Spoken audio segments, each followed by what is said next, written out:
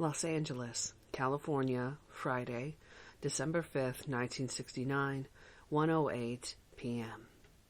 From Mr. Stovitz. May we have Susan Atkins, please?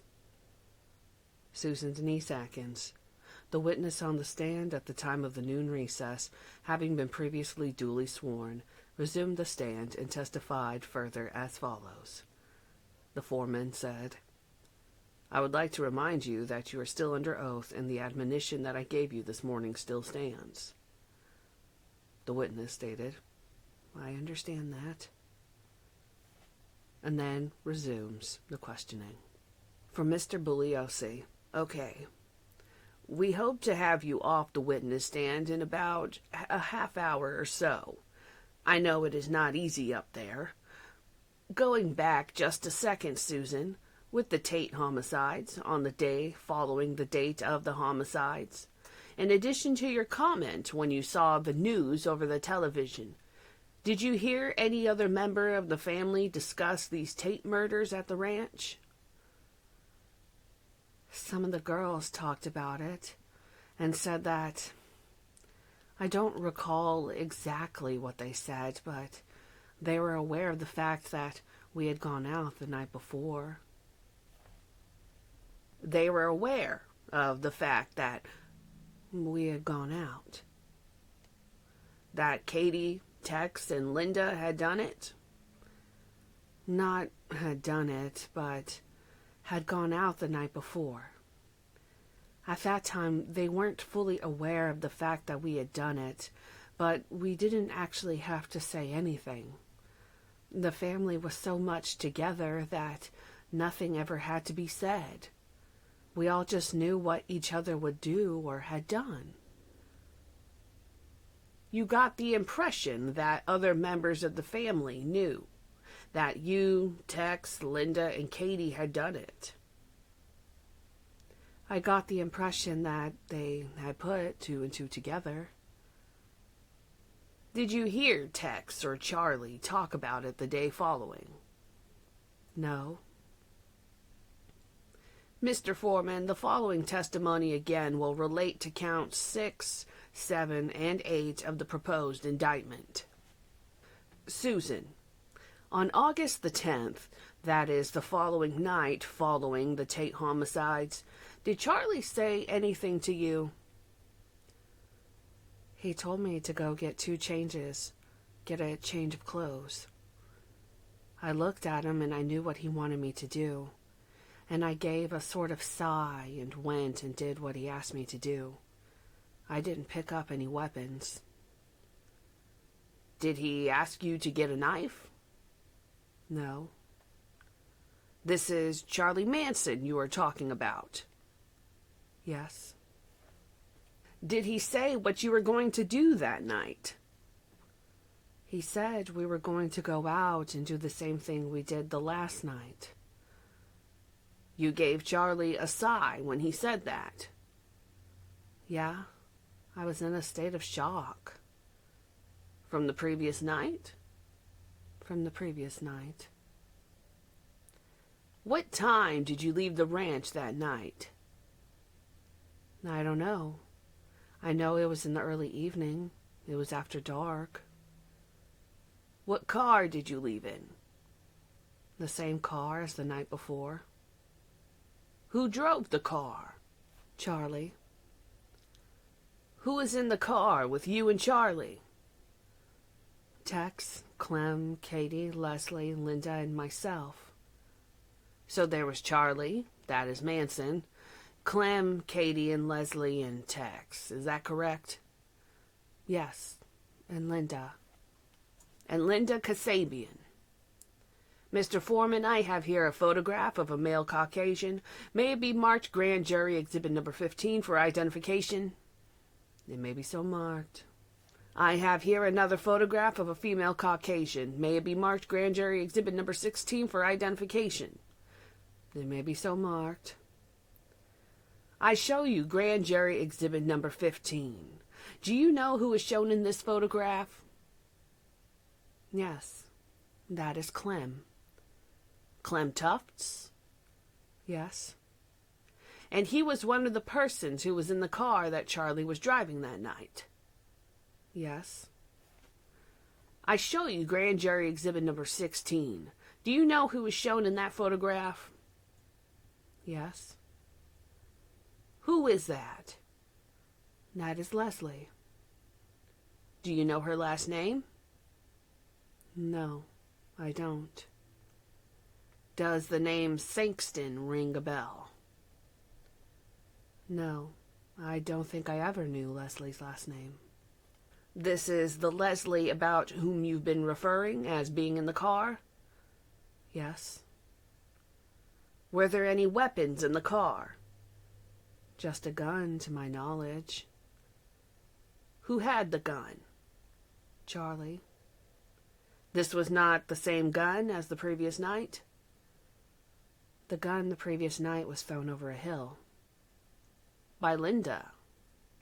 Yes. After you got into the car, where did Charlie drive the car? We started driving, and I know that we went to Pasadena because we went on the Pasadena freeway. While you were driving around, Susan, was there any discussion as to what you were going to do? The only discussion that I can recall, sticks in my mind, is that we were going to do the same thing we had done last night, only 2 different houses. There was to be 2 sets of 2 groups consisting of 1 man and 2 girls to go to 2 different houses. That is why there were 2 men and 6 women, and 4 women. Who was saying this? Charlie Manson. I don't know that these were the exact words, but basically that is what he said. Charlie Manson told you other people in the car that you were going to 2 houses this particular night, August 10th. Yes. And that your group would be broken up into 2 groups. Yes. 1 for each house. Is that correct? Yes. While you were driving around, did Charlie stop the car at any time? Yes. Did Charlie get out of the car? Yes. By himself? Yes. Was the car parked in front of a home? Yes. Do you know what area of town that was in? Somewhere in Pasadena, I believe. Did the rest of you stay in the car? Yes. What did Charlie do, if you recall? No, I don't know. We drove around the block and came back and picked Charlie up. Did Charlie say anything once he got back into the car? Yes. He said he saw pictures of children through the window and didn't want to do that house. Did Charlie ever make any comments to you about his feelings towards children? He loves children very much. Children are the answer. Did Charlie stop at any other house after that? We stopped at 1 house, and then... Do you know where that was? Somewhere in the same neighborhood. Did Charlie get out of the car at that time? No. He stayed in the car. Yes.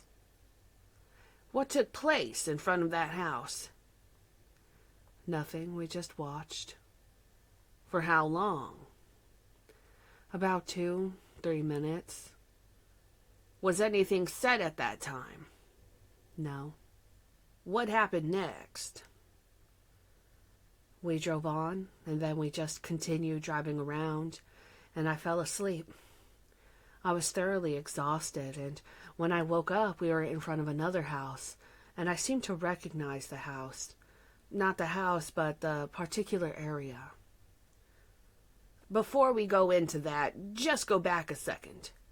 Charlie saw some pictures of children in one of these homes. Is that correct? Yes. Did he not want to kill anyone because of the children? That is correct. Did Charlie make any statement to you at that time with respect to the possibility of killing children in the future? He said, You realize that if you have to take the life of a child, it would only be to save the children of the future.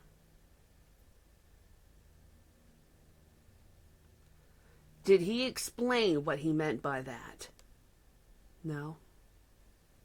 All right. So, eventually, then you stopped in front of another home. Is that correct? Yes. And you recognized what about this house? I recognized the surroundings. Had you been to that area before? Yes. When?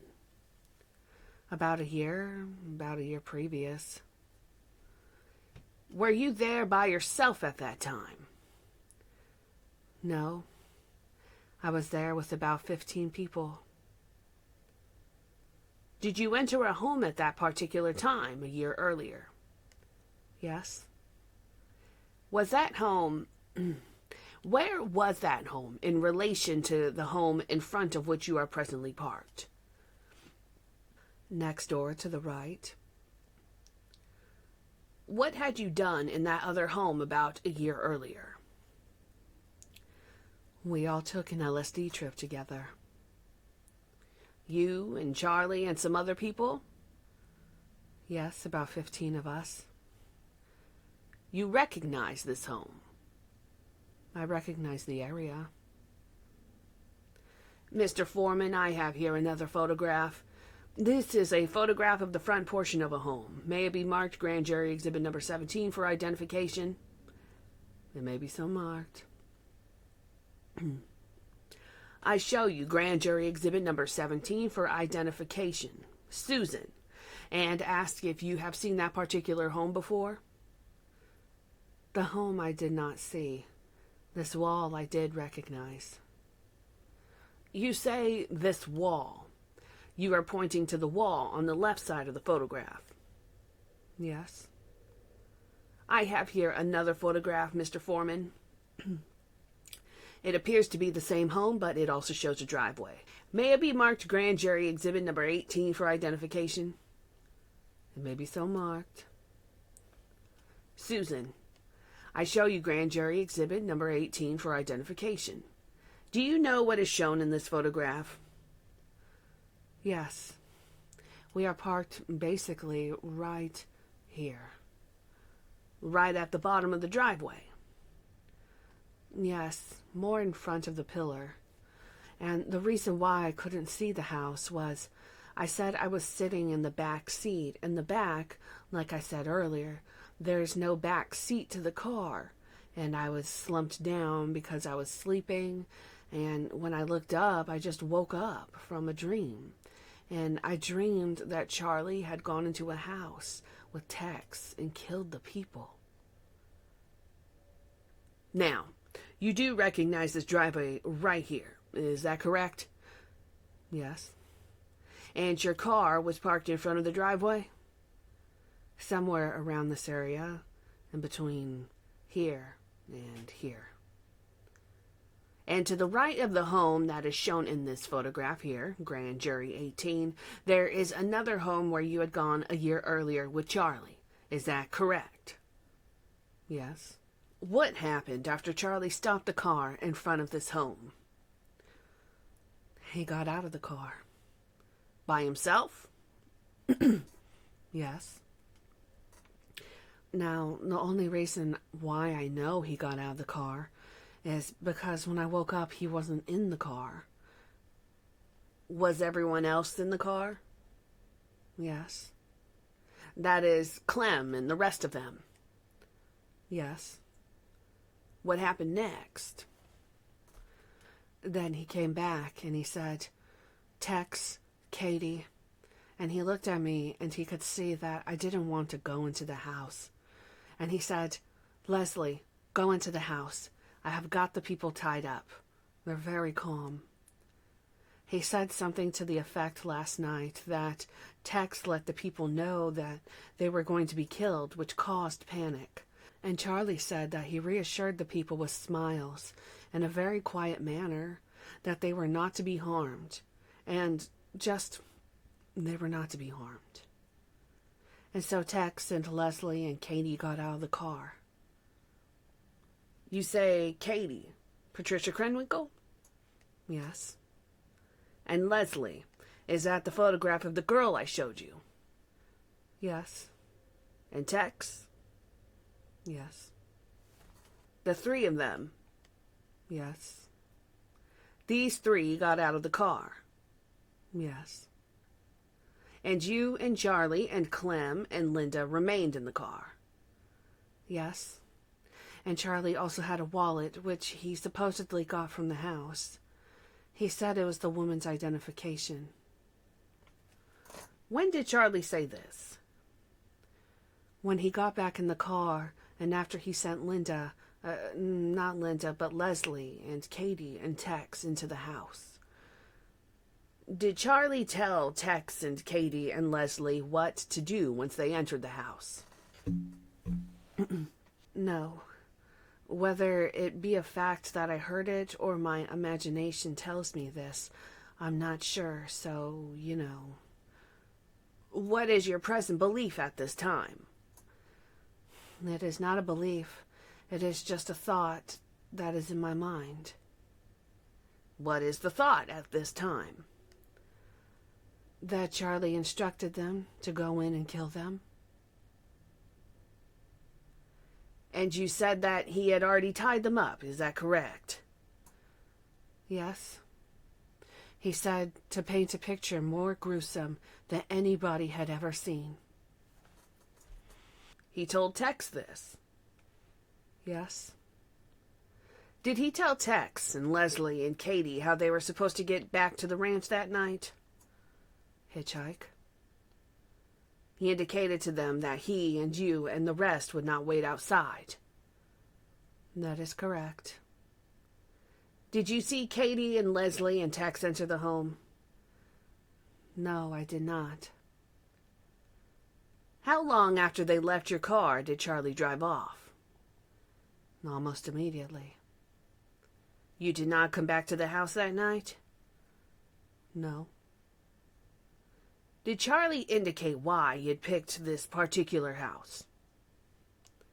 No, not right away, but I would gather from my own.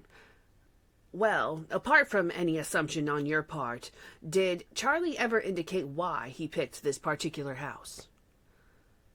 I thought about that last night, and I asked him if it was Harold's house. Who is Harold?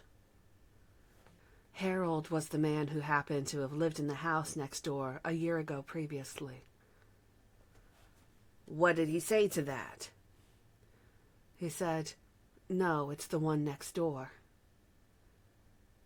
What happened after you and Tex and the other members of your family drove off? Well, we drove around and Charlie said we were going in the opposite direction than we came from. We drove about in a predominantly colored area. I don't know the area, but this is what I gathered. You saw quite a few Negroes in the area. Yes. All right, you may continue. What happened next? Charlie gave Linda Kasabian the woman's wallet and told her to put it into the bathroom in the gas station and leave it there, hoping that somebody would find it and use the credit cards and thus be identified with the murder. And then we left. Did Linda actually do that?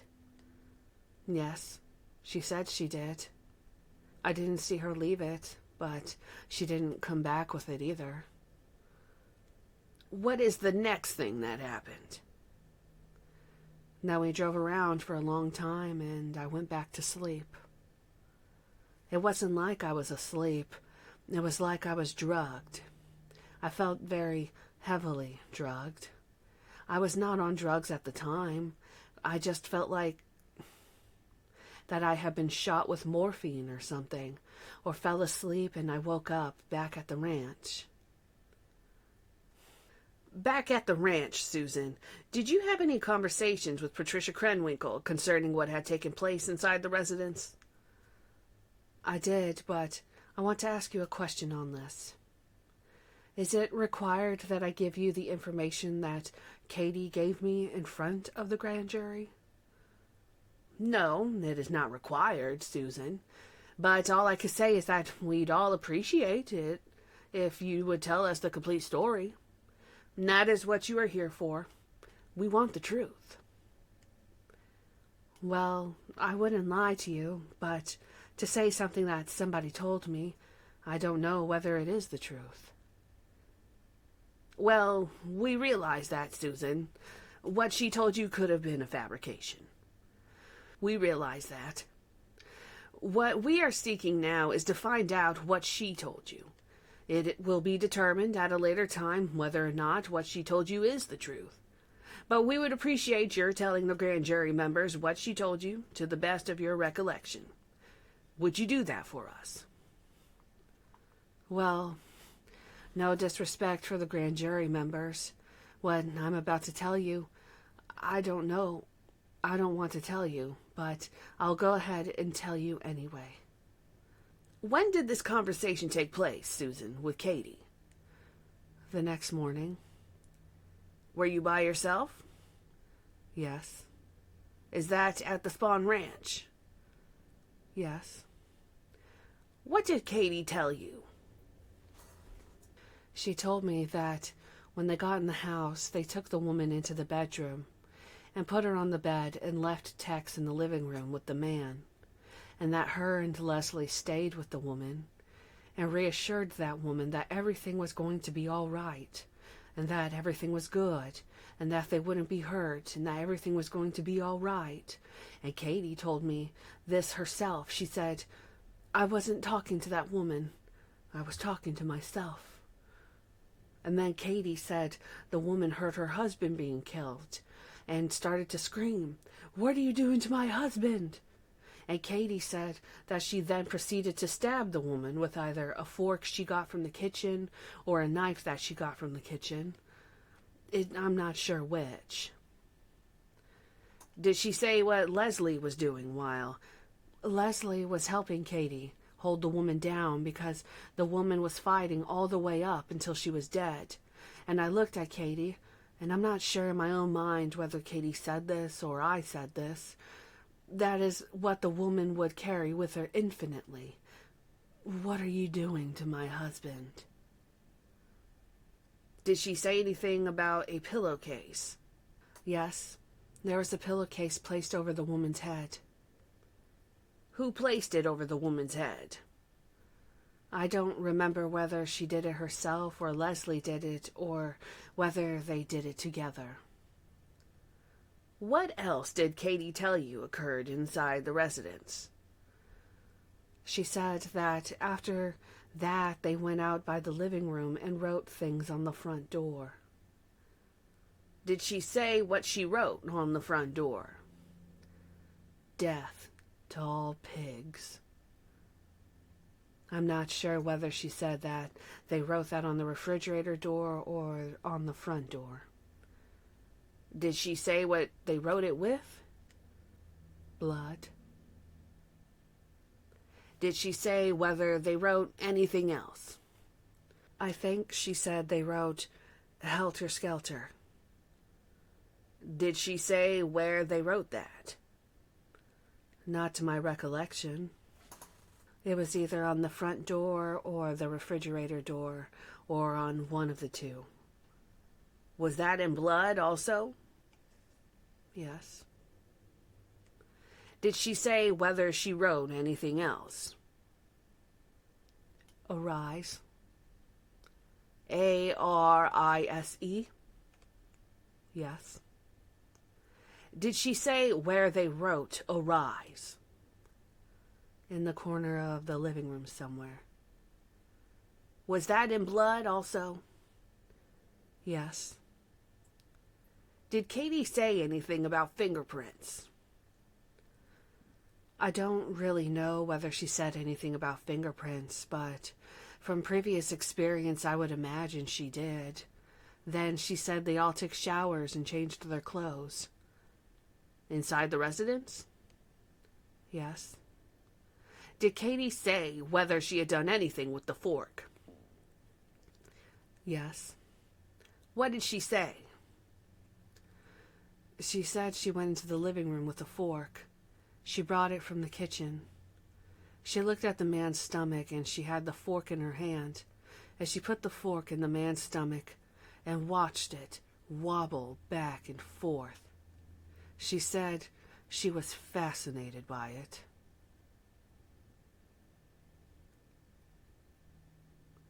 Did she say anything about the word war? She said that was carved. No, she didn't say. Or did she? I know. I heard that war was carved on the man's chest. By whom? Katie, I believe. Katie said that she and Leslie and Tex took a shower inside the house? Yes. After they killed the two people? Yes. What did they do after the shower? Do you recall? She said they came out of the shower, and on the way into the kitchen, the dog, I can't even pronounce the name, LaBianca's dog. Did she mention the name LaBianca to you? No. You may continue. Their dog came in and wagged her tail in front of them, and Katie bent over and petted the dog and was kind of surprised. The dog wasn't afraid of her, and the dog followed them into the kitchen, and there they proceeded to eat.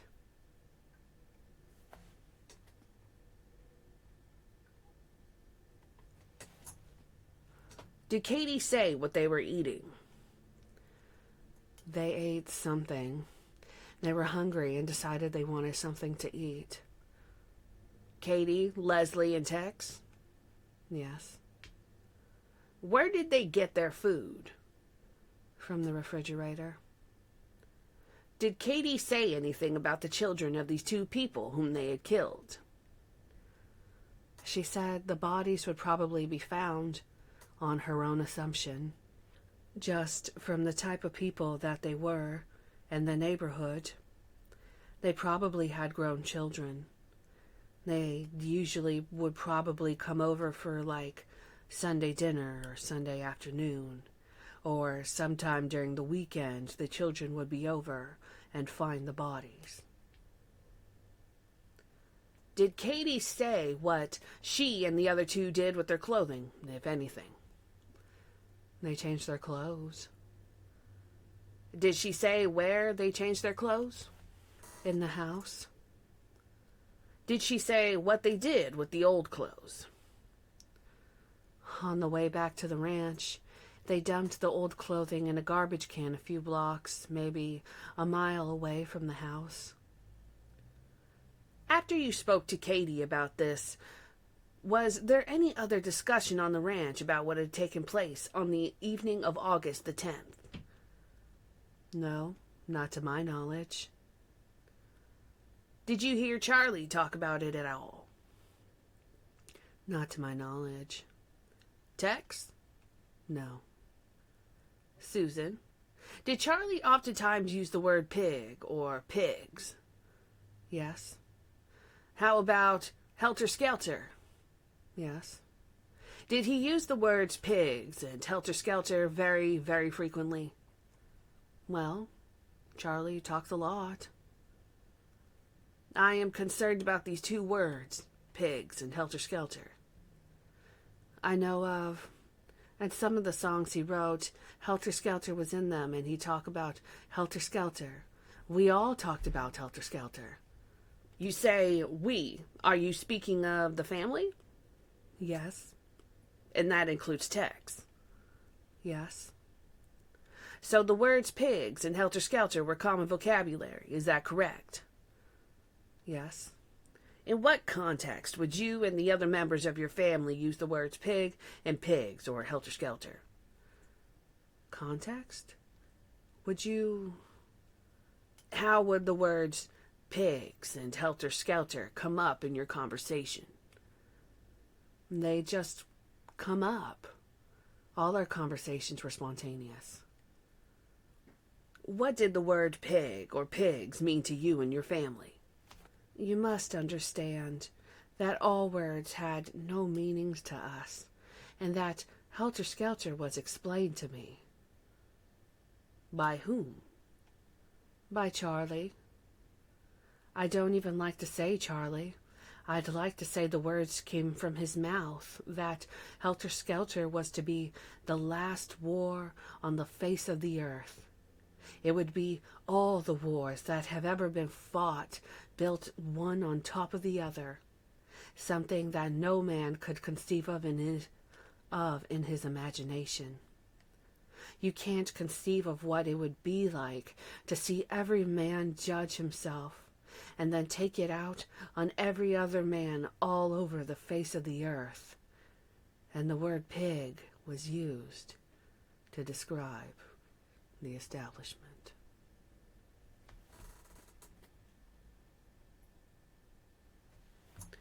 Today's establishment. Today's establishment. It is not taking away from the establishment, because we all have an understanding that the establishment is doing what the establishment is doing, and that whatever it does and whatever the world is doing, it's got to be perfect. Otherwise, it wouldn't be happening, and the world wouldn't be where it is at today. Susan, you testified earlier that on August the 16th there was a raid at Spawn Ranch. Is that correct? Yes, there was.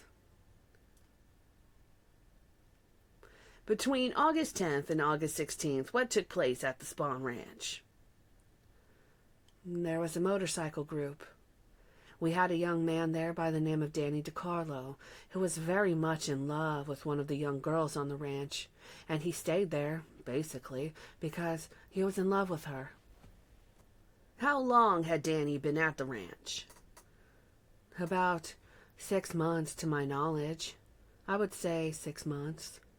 It didn't seem that long, but he said that it's about how long, and his club members wanted him back in Venice, and they didn't care what they had to do to us to get Danny back to Venice. So one night all of them came out, all of the Straight Statons, that is Danny's group, Danny's motorcycle group. They came out and talked to Danny in private.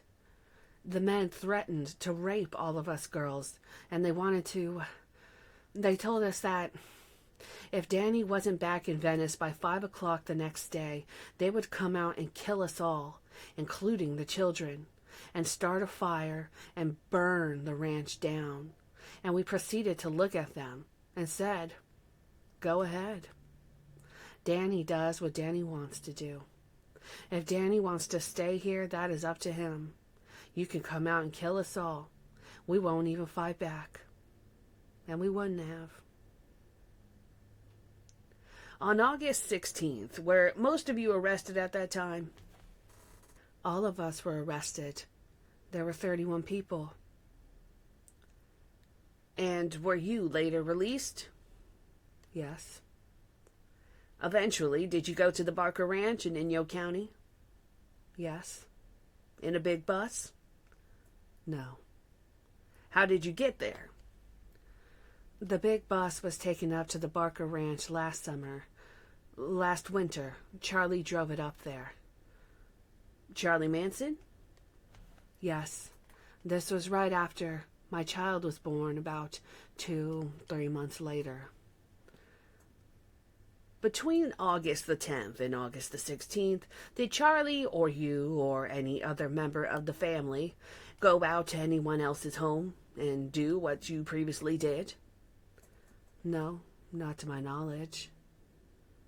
We have concluded this witness's testimony. From the foreman. Any member of the jury have any questions that they would like to ask the witness? Back to Bugliosi. Do you know Clem's true name? All I know is that when I first met him, I knew him by Steve. Did Katie tell you whether or not she and Leslie and Tex took any money from the LaBianca's residence? Not to my knowledge.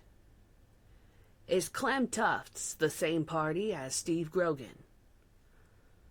That sounds correct. From the foreman. Are there any more questions? I would like to give you the same admonition that I gave you this morning. You are admonished not to discuss or impart at any time outside of this jury room the questions that have been asked of you in regard to this matter, or your answers until authorized by this grand jury or the court to discuss or impart such matters. You will understand that a violation of these instructions on your part may be the basis for a charge against you of contempt of court. This admonition, of course, does not preclude you from discussing your legal rights with any legally employed attorney should you feel that your own personal rights are in any way in jeopardy. You may be excused. Thank you. So that concludes Susan Atkins' part in her grand jury testimony, and those are all the parts that she is listed in for the transcript. I would really like to continue doing this, but I need help. There are a lot of people that the prosecution ended up talking to just in the grand jury testimony alone. So what I'm asking here, and this might be very interesting. Sorry, I'm just shiny. If you would be interested in working with me in trying to record the rest of this transcript, please contact me at the email that I will be listing on the screen right now. Just send me an email and some sort of example of your vocal talent. I am looking for serious inquiries only, and right now this is just for fun. I can't pay anybody to do this. This is just doing it just to do it. So if you're interested, once again, in trying to record, I guess you would say recreating the grand jury testimony, and are interested in what seems to be about 17 other people, please send me an email. I can't do this alone. I don't have 17 other voices. So once again, send me an email, an example of what you can do, probably an unlisted video with your vocal talent, and maybe we can talk. But I'm looking for serious inquiries, and you have to have your own computer and your own microphone, and good quality mic at that. Once again, thank you so much for watching, and I appreciate you. Thank you.